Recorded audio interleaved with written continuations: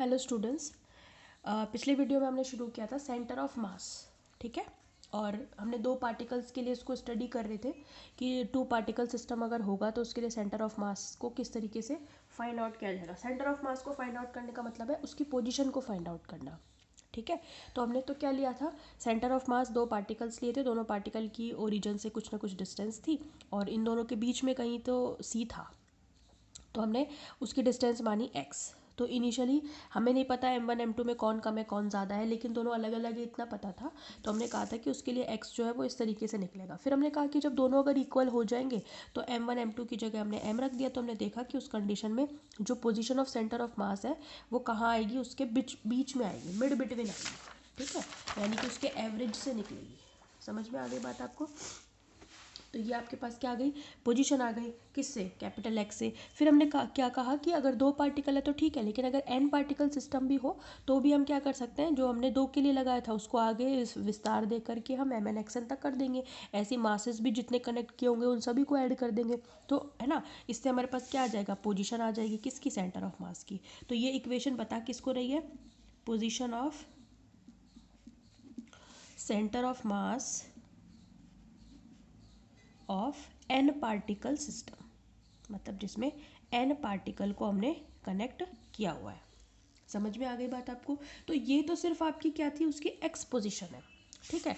आप इसी तरीके से बिल्कुल सेम इसी मेथड से आप उसकी वाई पोजीशन उसकी जेड पोजीशन भी फाइंड आउट कर सकते हैं। मतलब मेरे कहने का ये है कि इनिशियली जब आपने कोई सेंटर ऑफ मास लिया तो उसको आपने बिल्कुल पॉइंट वाइज माना, तो वहाँ पे उसके वाई कोऑर्डिनेट का कोई मतलब नहीं था, सिर्फ उसका एक्स ही कोऑर्डिनेट था हमारे पास, तो हमने फाइंड आउट कर दिया। सपोज करो कि आपके पास कोई बहुत बड़ी बॉडी है ना, दो बहुत बड़े बड़े क्या है, अलग अलग ऑब्जेक्ट है, तो उनका सेंटर ऑफ मास भी बहुत बड़ा होगा, यानी कि कोई ऐसी शेप होगी जो 2D में या 3D में होगी। तो 2D यानी कि 2 डायमेंशन या 3 डायमेंशन में होगी, तो उसके एक एक कोऑर्डिनेट तो नहीं होंगे ना, एक से ज़्यादा होंगे। अगर दो हैं तो एक्स और वाई होंगे, तो वाई भी निकालना पड़ेगा। अगर तीन है तो एक्स वाई के साथ जेड भी निकालना पड़ेगा। समझ में आ गई बात आपको। तो हम आज एक ऐसी स्थिति लेकर चलेंगे, एक रिजिड बॉडी लेकर के चलेंगे। हम देखेंगे कि एक पर्टिकुलर बॉडी के लिए सेंटर ऑफ मास की पोजीशन क्या होगी। समझ में आ गई, ठीक है। तो हम देखेंगे centre of mass of a rigid body, centre of mass of a rigid body. समझ में आ गई। तो हम क्या लेकर के चलेंगे, एक सेंटर ऑफ मास निकालना है हमें किसका, रिजिड बॉडी। अब रिजिड बॉडी तो हमें पता है, रिजिड बॉडी क्या होती है, रिजिड बॉडी एक ऐसी बॉडी होती है जो बहुत सारे छोटे छोटे पार्टिकल से मिलकर के बनी हुई होती है, ठीक है। तो हम क्या करेंगे, पहले रिजिड बॉडी से समझने से पहले हम क्या करेंगे, उसको पहले यूँ समझ के चलेंगे कि हमारे पास उसमें शुरुआत में सिर्फ 3 पार्टिकल है। समझ में आ गई, 3 पार्टिकल्स हैं और उन 3 पार्टिकल को आगे जाकर हम क्या दे देंगे, विस्तार, यानी कि उन 3 पार्टिकल से फिर हम बहुत सारे पार्टिकल बना देंगे और इस तरीके से वो एन पार्टिकल से मिलकर बनी हुई क्या बन जाएगी, रिजिड बॉडी बन जाएगी, ठीक है। अब रिजिड बॉडी होगी तो उसमें और क्या क्या चेंजेस होंगे वो हम आगे देखेंगे। तो इनिशियली हम कंसिडर करके चलेंगे कि हमारे पास कितने पार्टिकल्स हैं, 3 पार्टिकल्स हैं, ठीक है। और उन 3 पार्टिकल्स के लिए जो सेंटर ऑफ मास उनके बीच में होगा वो 2 डायमेंशन में रखा हुआ है, यानी कि उसके दो दो कोऑर्डिनेट होंगे। समझ में आ गई बात आपको। तो हम क्या लेकर के चलेंगे, suppose initially we have 3 particles,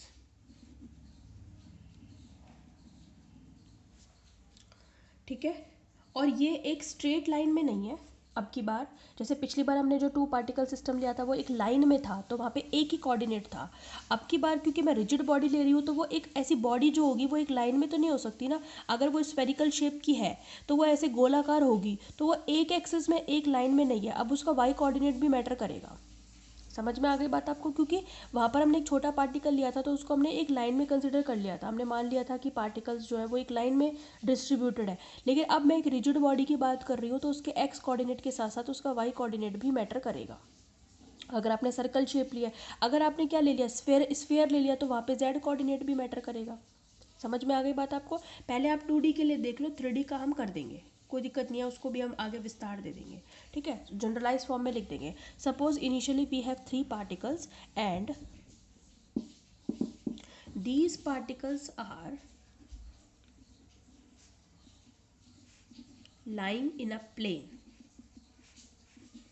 in a plane. तो जैसे ही बात आ जाती है प्लेन की, तो एक कोऑर्डिनेट से काम नहीं चलेगा। अब कम से कम दो कोऑर्डिनेट हमें चाहिए। समझ में आ गई? लाइंग इन अ प्लेन, ठीक है। Consider this plane is X Y plane. कौन से प्लेन में है? अगर आपने कह दिया एक्स वाई प्लेन में है, तो इसका मतलब उसके दो कोऑर्डिनेट होंगे, एक्स के साथ साथ वाई भी होगा, ठीक है।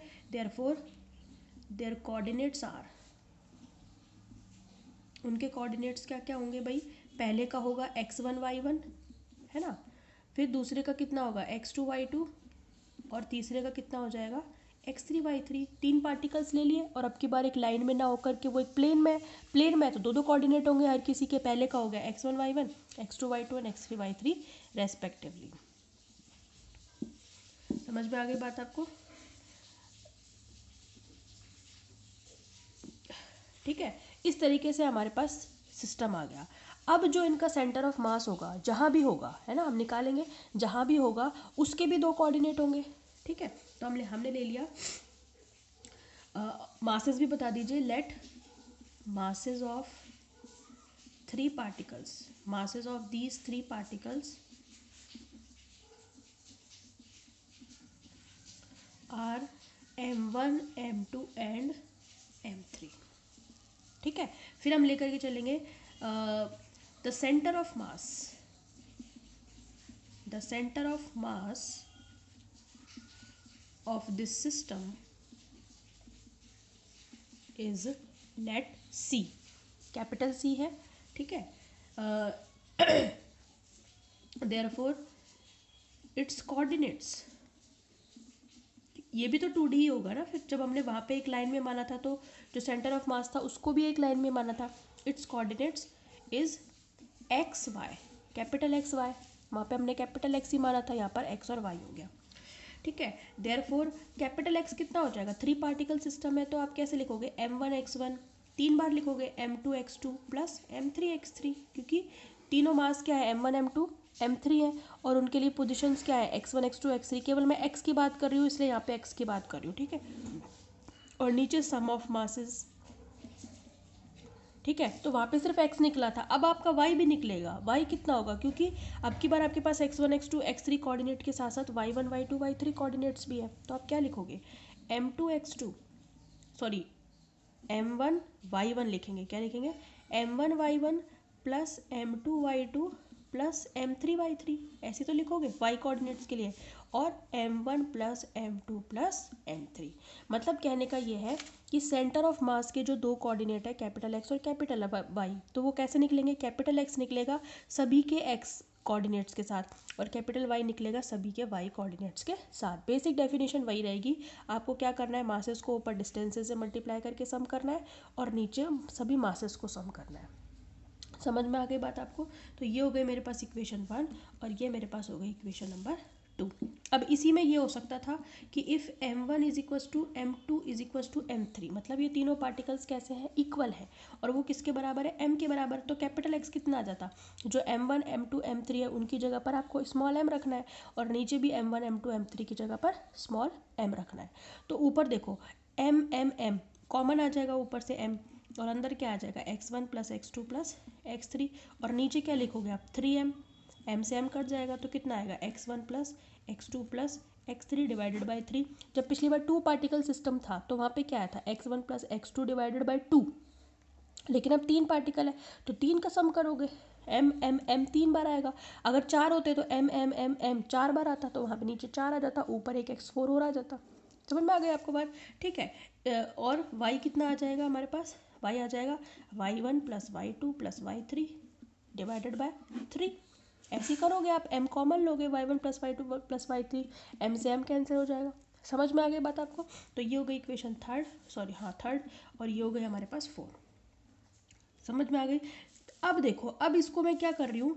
n पार्टिकल सिस्टम के लिए जनरलाइज कर रही हूँ और 3D सिस्टम के लिए भी जनरलाइज कर रही हूँ, मतलब इसी में, क्योंकि मुझे क्या बनाना है इसको, रिजिड बॉडी। शुरुआत में मैं लेकर के चली 3 पार्टिकल सिस्टम और 3 पार्टिकल में उनके 2-2 कोऑर्डिनेट मान के चली, मतलब मैंने ये मान के चला कि वो पार्टिकल जो है वो प्लेन में है।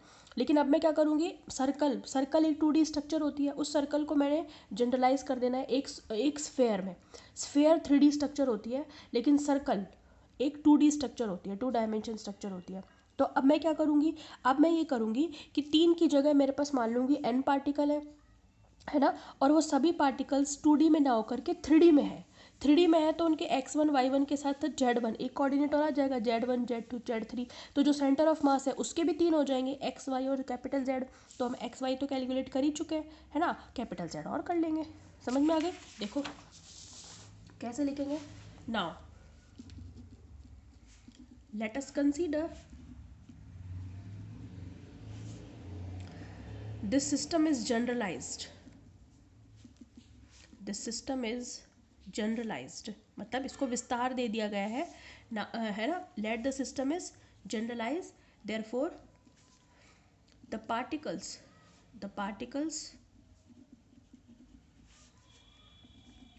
in the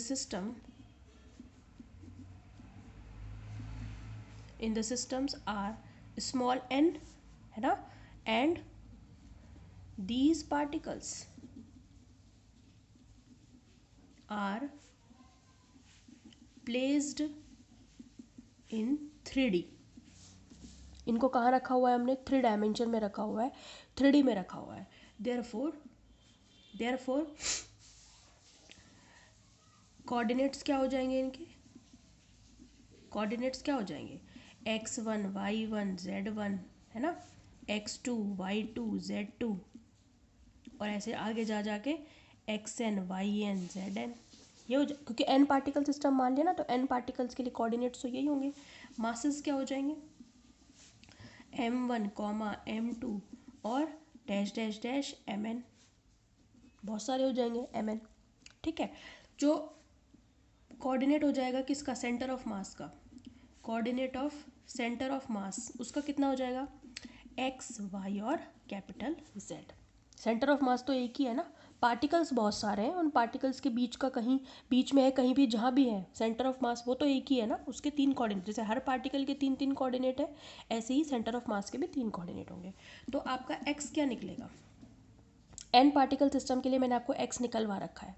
कैसे निकालते हो, समेशन लगाकर निकालते हो ना, कैसे, mi xi divided by summation mi, और इसको आपने समेशन mi को क्या लिखा था, ऊपर वाला समेशन ना दोनों के साथ है, mi के साथ भी xi के साथ भी। नीचे वाले के पास तो सिर्फ mi है, उसको हमने कैपिटल M लिखा था, क्योंकि हमने बताया था कि समेशन ऑफ mi जो है वो कैपिटल M के बराबर है। समझ में आ गई बात आपको?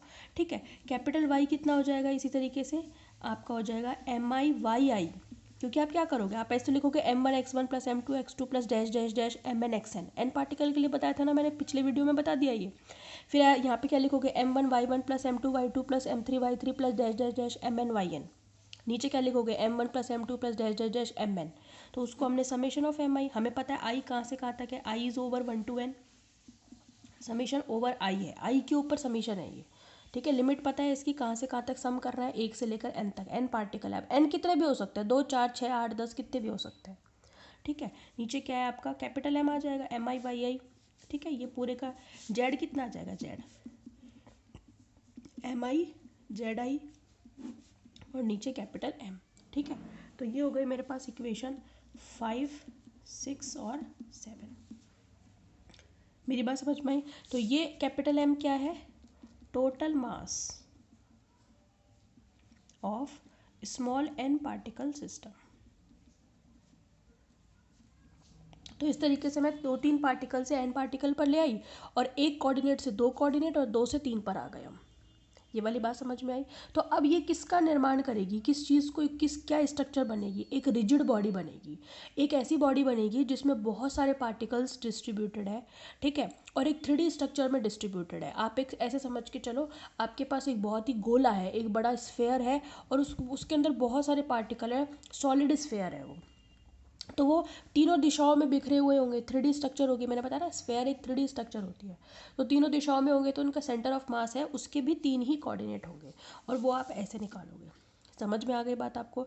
अब जब ये रिजिड बॉडी बन जाएगी तो वहाँ पर जो इनका डिस्ट्रीब्यूशन ऑफ चार्जेस जो है वो हम कंसिडर करके चलेंगे कैसा, कंटिन्यूअस।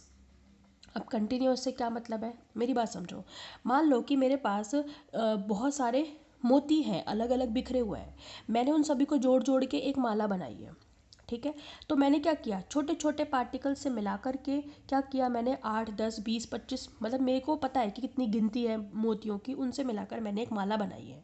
तो वो जो सिस्टम कहलाएगा वो कंटिन्यूस सिस्टम नहीं कहलाएगा, क्योंकि वहाँ आपने छोटे छोटे पार्टिकल से मिलकर के उसको क्या किया है, असेंबल किया है, ठीक है। तो उसको आप एक डिस्क्रीट सिस्टम कह सकते हो। डिस्क्रीट मतलब जो छोटे छोटे टुकड़ों में बटा हुआ है, टूटा हुआ है।